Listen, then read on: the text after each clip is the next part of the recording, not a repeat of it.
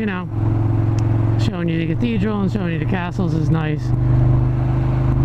Yesterday I came out and I go up to the castle, and somehow the stupid GoPro has a cloudy front lens. So that was like wonderful.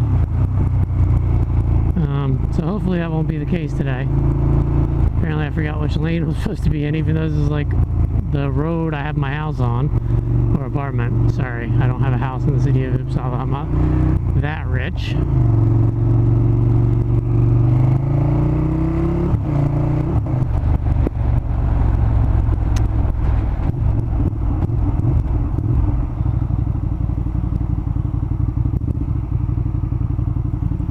So I'm just gonna cruise in front of this Vattenfall guy, because why not? And yeah, so this is my life here in Uppsala, right next to a castle. Ooh, ooh, ooh, ooh, ooh. There goes Mr. Ambulance. Mrs. Ambulance, actually. That's cool. Give them the space. I don't mind that kind of flashing lights. The other one I really don't like.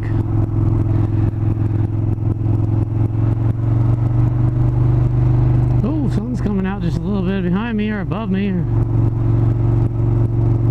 what can you say?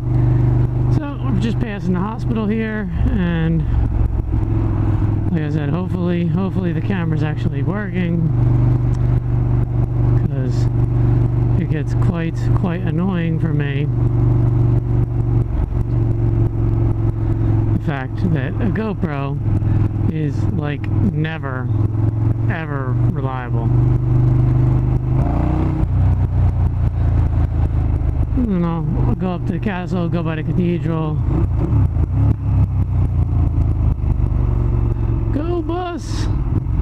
You'll start to see the castle there. Another building there in front of the bus. Up there is Carolina Redovina. It's like some of the Swedish National Archives. Botanical gardens there. Behind the woods there is my department, Ingaskapadikin, the humanities department. So yeah, I study all kinds of stuff there. I'm currently doing a course on ethnicity and conflict, and it's all about concepts of identity and nationality, and like really in my wheelhouse. It's the kind of stuff I enjoy. You can see the cathedral there for a moment, and then when I go up here, you'll really get to see it hook up tight, right? And pop up the hill. So this is, you know, what's left of a castle of residents of Uppsala. I think there was three walls, and there's only two now, or there is three, and there used to be four. Yeah.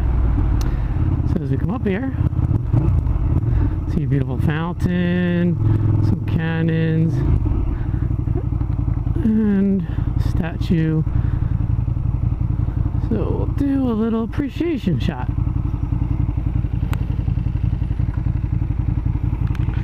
Put a kickstand down, and there's the botanical gardens and my dirty motorcycle.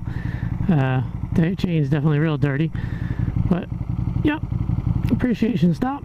And then as I spin around, you'll see that from the Reformation there's still cannons aimed at the church, which was a cathedral and is now a church again. So if I turn around, you can see the cannons up on that little hill aimed at the cathedral, which we will now get a better view at as I'm coming down here.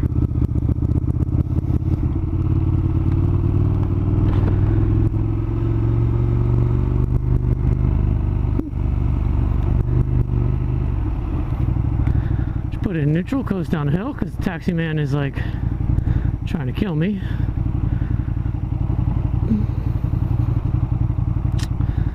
And we'll hook this right down this hill. Hopefully we could see things.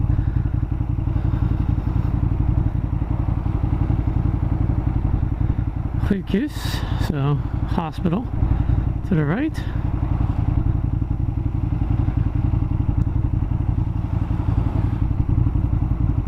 and I'm just in neutral coasting.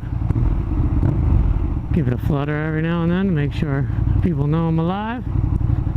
Or, you know, it's a motorcyclist thing, right? You don't like to rev bomb, but a little rev here and there lets people know you're around.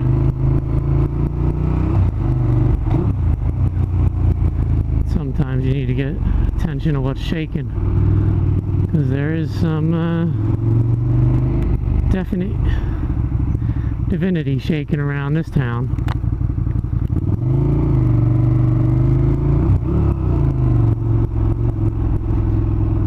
So, here we're coming through. Oldest restaurant there, Uppsala, built into the walls of the cathedral. And as I come through that tunnel, you will be able to see, oh, they're repainting the crown on the water pump, but you'll be able to see the cathedral. Here. Beautiful, beautiful cathedral. Now, I gotta cruise by, I will cruise by my,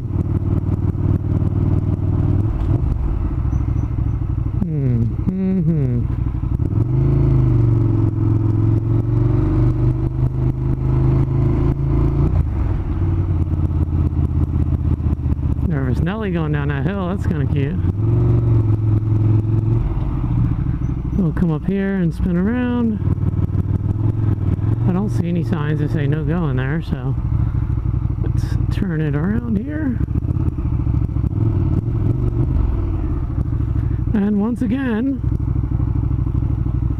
you will get to see the cathedral. So, let's roll by my campus, which is where we study.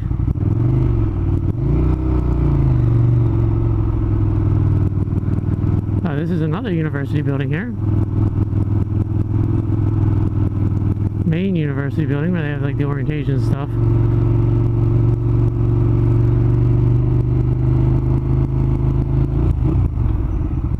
But okay, yeah, so ethnicity, conflict, all that stuff is really interesting because, like, oh my goodness, we're reading like Hegel and Kant and Fichte.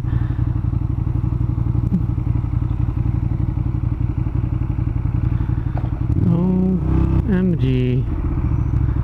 And you know, all that other stuff that really helps us, like, because it's like nationality, ethnicity, all those things we think of as normal are not normal parts of identity. They've been created later, and it's kind of interesting because me, like, I have a hyphenated nationality, right? Like, or hyphenated identity. My nationality is legally Swedish, my cultural identity is American, and my ethnic identity is German. So it's like, for me, there's not a cognitive dissonance between those aspects, and it's kind of interesting because a lot of Europeans don't understand that. Like, we talk about, like, oh, like, well, European as a nationality ever be predominant? And I'm like, for me it is, because there's no cultural affinity where, like, yes, I'm Swedish, but I'm just as easily European, as in my Swedish nationality is what makes Europe open to me.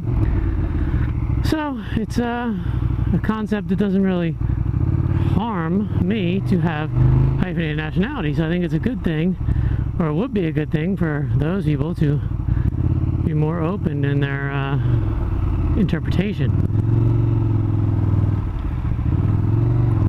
But nonetheless, wish I was raised in Sweden. But I was not. Oh, this guy almost clipped the... Yeah, don't turn, you wanker. So, yep, now I'm below where I was on the castle, and just heading by my school. Hopefully Popo isn't following me. But you will see here, this is the tower for the English Park.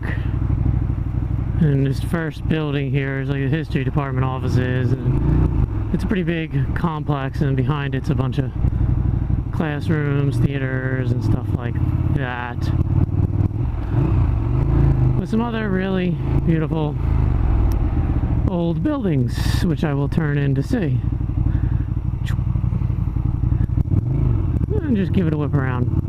when I lived out in the countryside, that's where I used to park my motorcycle, but now I'm like 2 kilometers, or like a little over a mile away, so I just ride my bicycle because, you know, I'm a fatty ding-dongs, or I'm obsessed with not being fat. So I got a thing about being fit, right? Like I think everybody should be their own cultural expression of idealism, right? Like that came out weird, but hey, I'll keep it.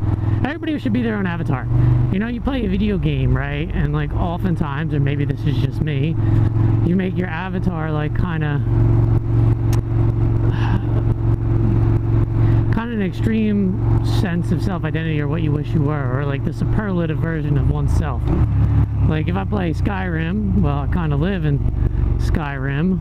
I moved somewhere is like that, but I have, you know, long blonde hair, big muscular two-handed axe or sword handling brute, and like that is 100% who I am day to day, as in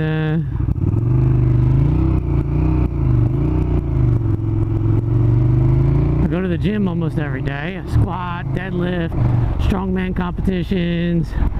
I'm a big boy, and I'm always trying to run and not be as big or whatever to stay fit, because I just don't want to be a blob. But yeah, so what's my avatar when I play video games? Big buff guy.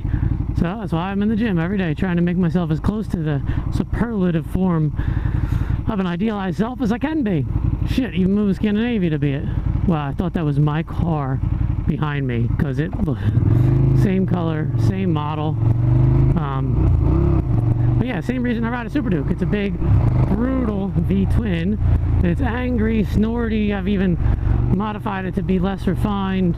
I know that sounds silly, but yeah, it's got a race map and stuff, so. But yeah, I gotta run to the brewery right now and do some prep for tomorrow, so please excuse me if I am ogling. This is an old part of the town though, and like where a bunch of the old houses are, you'll see as I go by them, they have some of the same architecture as some of the university buildings. For example, this house is just beautiful.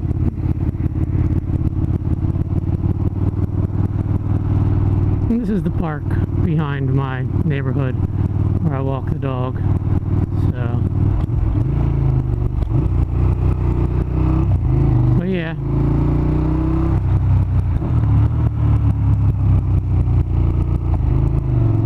Hope the motorcycle engine is coming through on the audio, and maybe it's a little less shaky because I'm not going that far or that fast.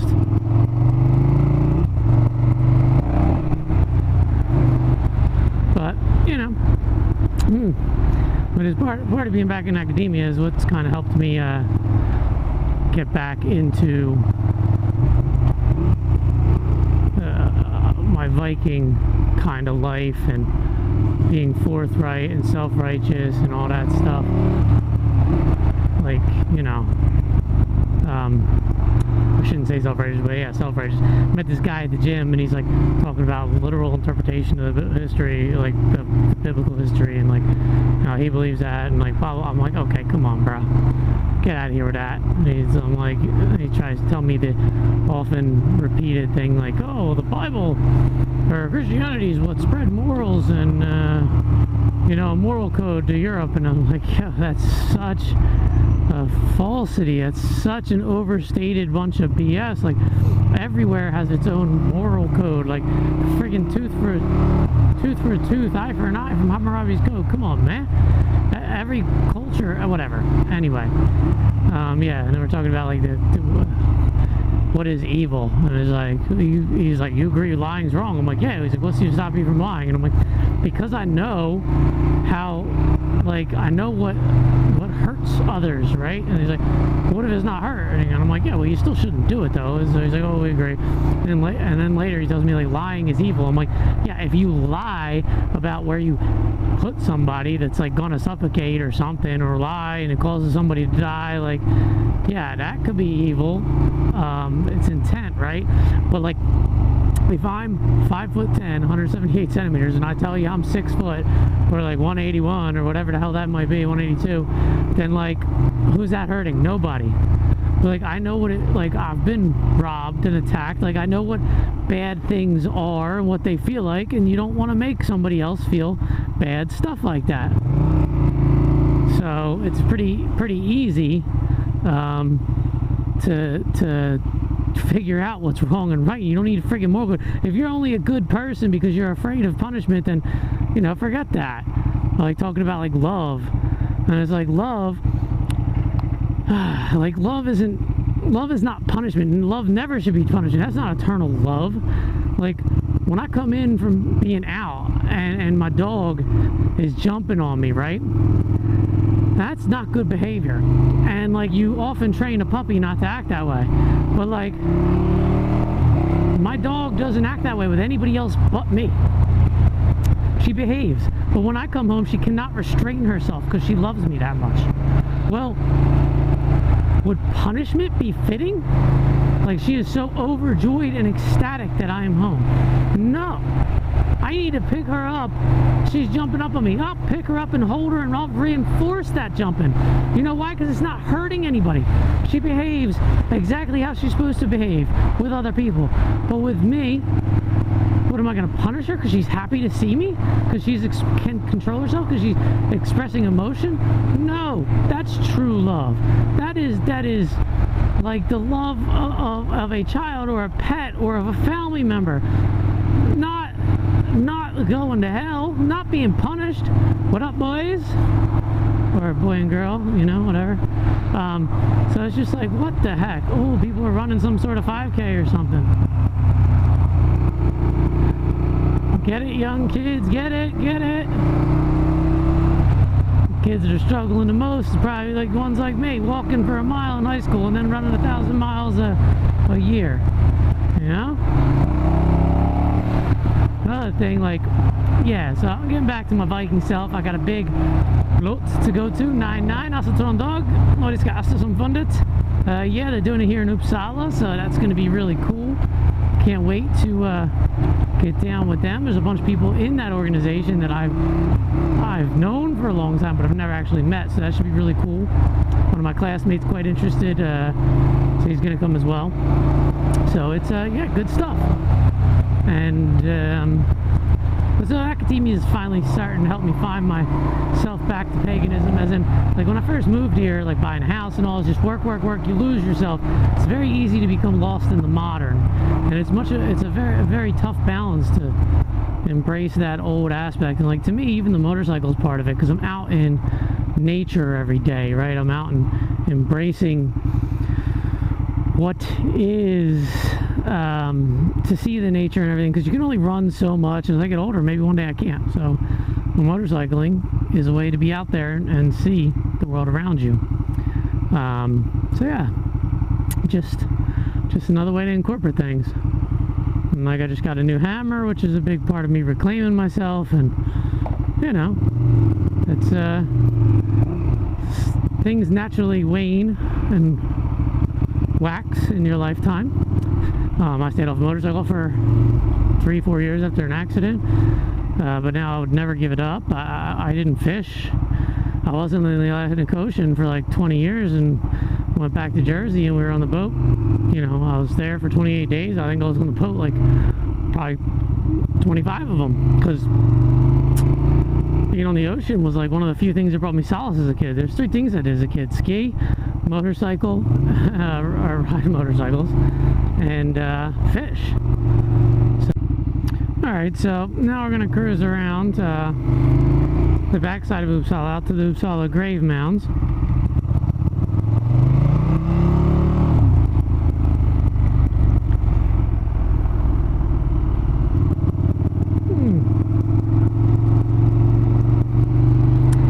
Love people walking dogs. Little wheelie wheelie, nothing wrong with that.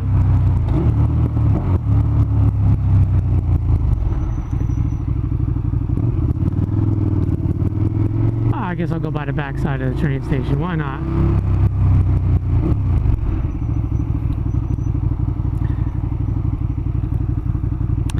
Yes, young lady, you can look at me all you like. Come for a ride. Except for this is a one-seat motorcycle. You know, it sucks. I'd love to take the pegs off the back, but unfortunately, that's the mount for the exhaust. So if I take the peg off the back for the exhaust mount, then it's going to be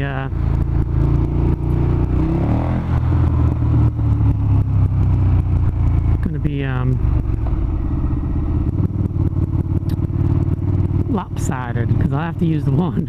So it's kind of dumb. But yeah, so all about being forthright and industrious, doing the right thing. It's not that hard. It's not that hard to come in touch with your roots. Read some stuff, go out and explore, actualize yourself. Like I think a lot of what I did in my youth to self-actualize myself is really what helped me later in life.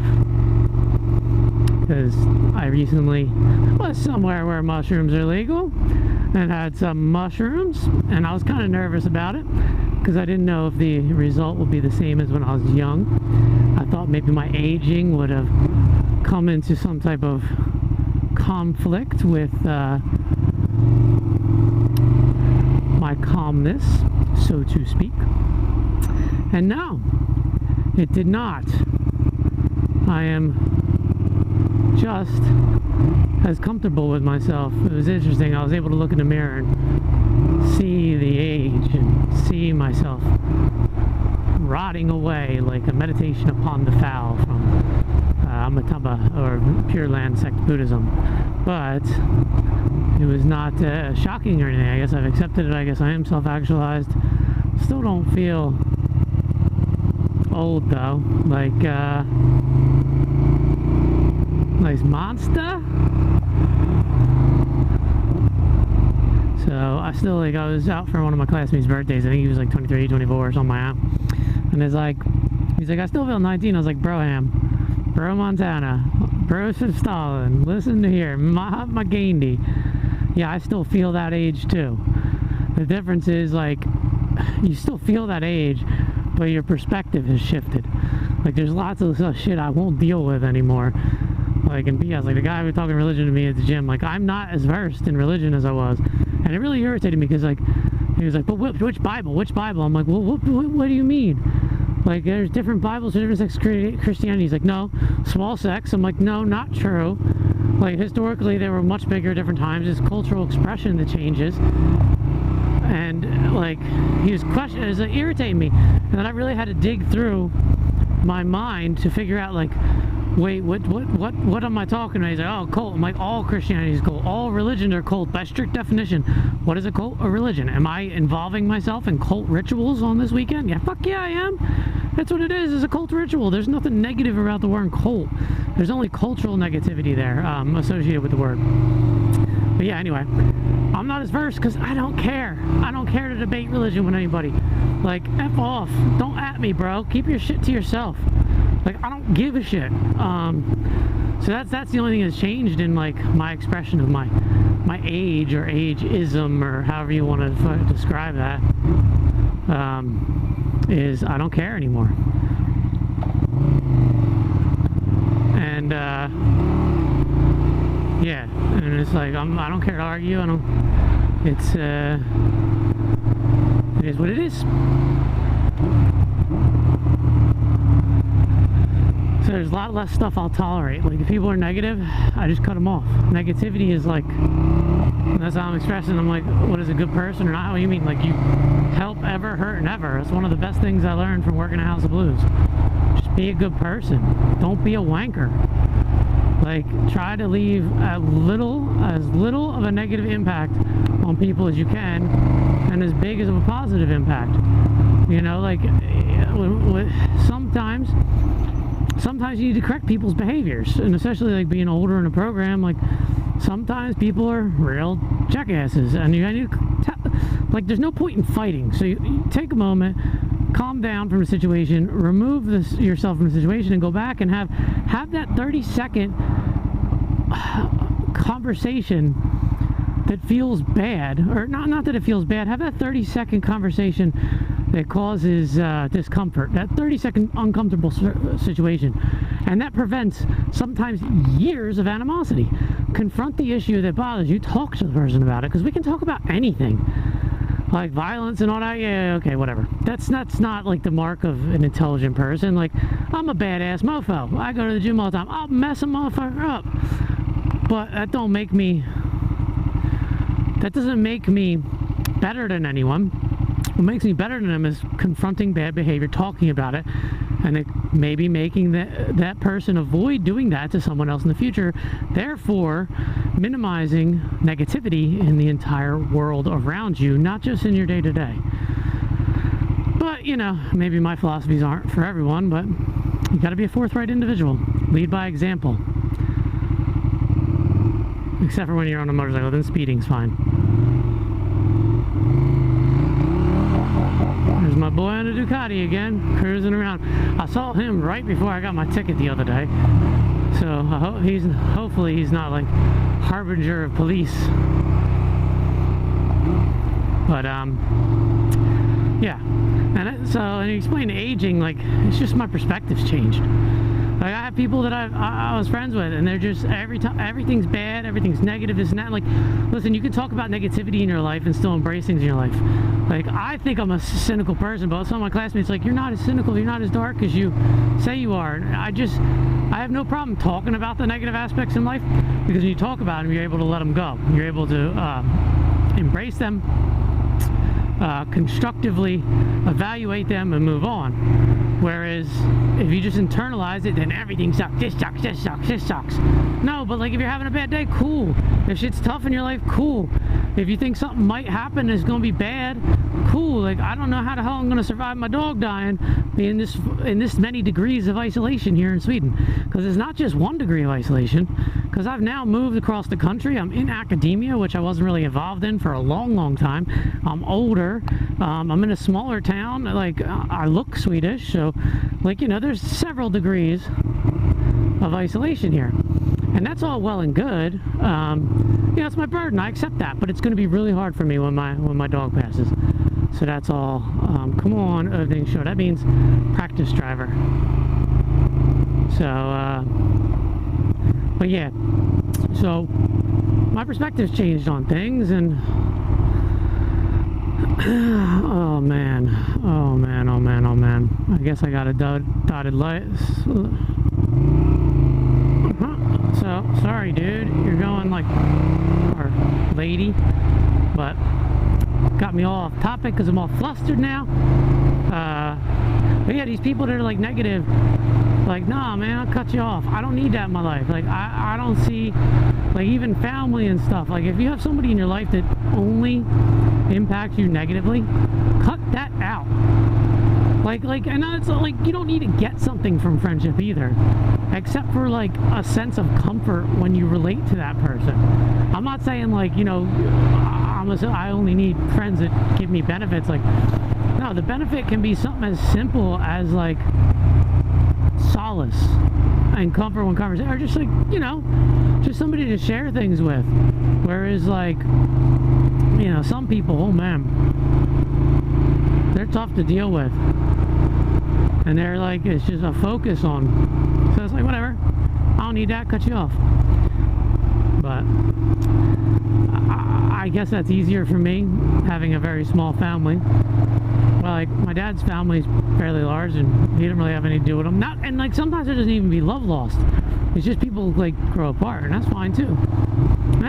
Anyway, a long diatribe of what it's like to age, and but you still feel young. Especially, like, I'm in the gym every day, all day, and I do not look at my age, and people always, man, I want to be like you when I'm older. I'm like, cool. But, you don't really think of yourself as older.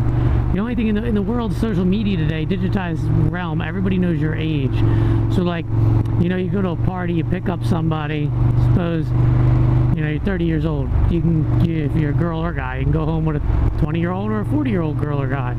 But like, if everybody knows your age in the digital sense, then they might be more reluctant to, go home with you. And that's cool. That's fine.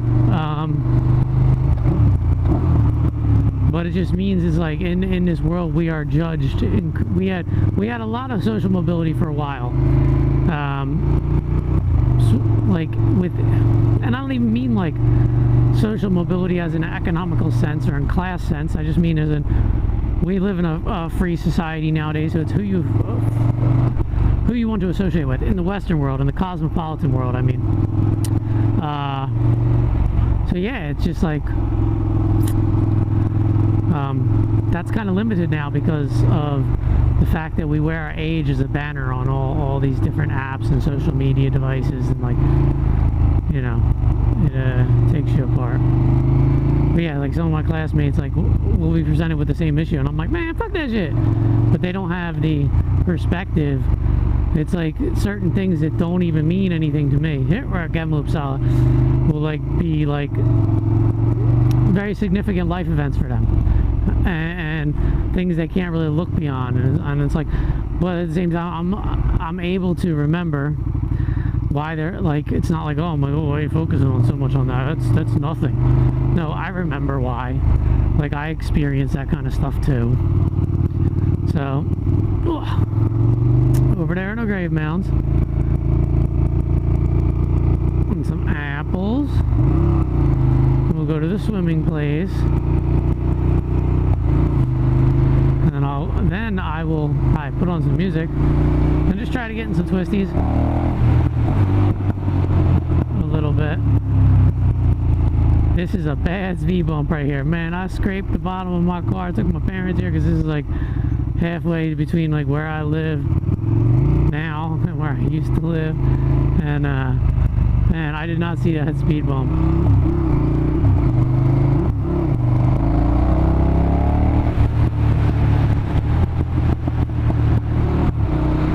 Yeah, this is a beautiful place out here, Gamla Uppsala. So I'm excited, very excited. I used to pontificate all the time and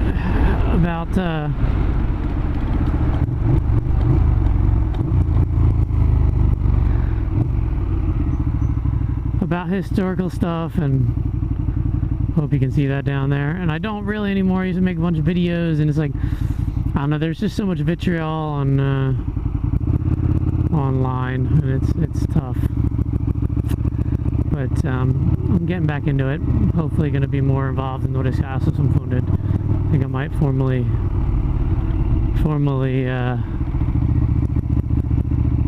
adhere to the religion. Register myself with that.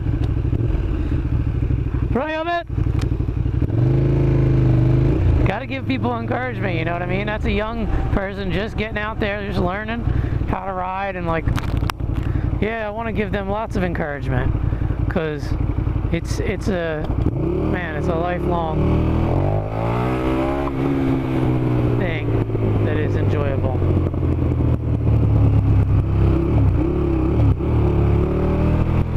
A lifelong hobby. I mean, my parents got me a quad when I was 2, and yeah, I've been riding since.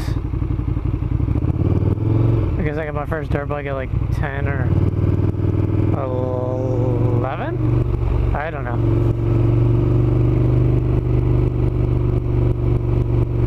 Probably shouldn't be up here, but I'm doing it for you.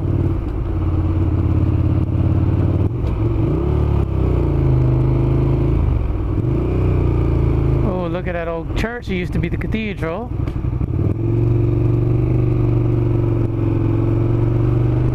That's where I'm not allowed to go. That's fine.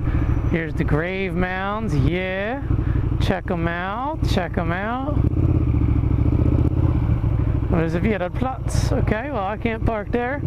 Well, here you go. There's a religious site for you, for my paganism. That's why I got my Thor's hammer back on.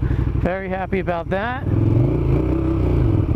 My this bike is like, It's like the hammer of the gods, man. They say, I've heard that the hand of God is what this throttle is called, and this bike's called a sledgehammer.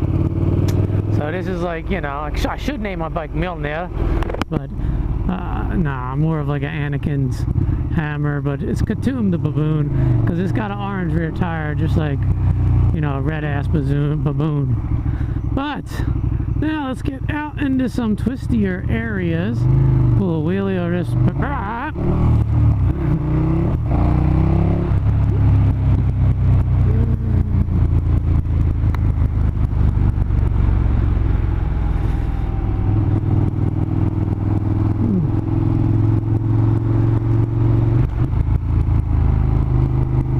hopefully this video is okay.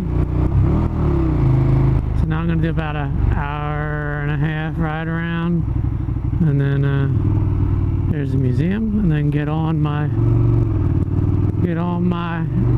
gym stuff, because I need to go. Oof!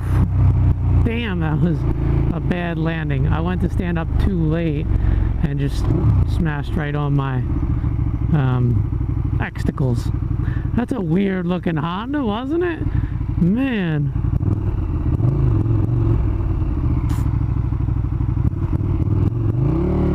Man, forget all these people going all slow and stuff.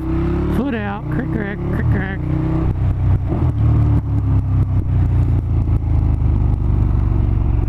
I go very slow.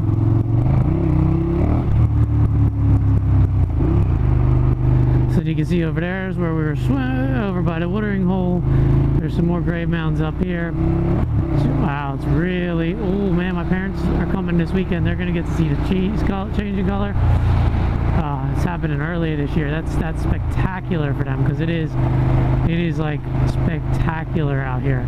I'm really excited now seeing all this. Oh, they're staying for 2 weeks. So they should get a lot of color. Speaking of which, I'm gonna ring them.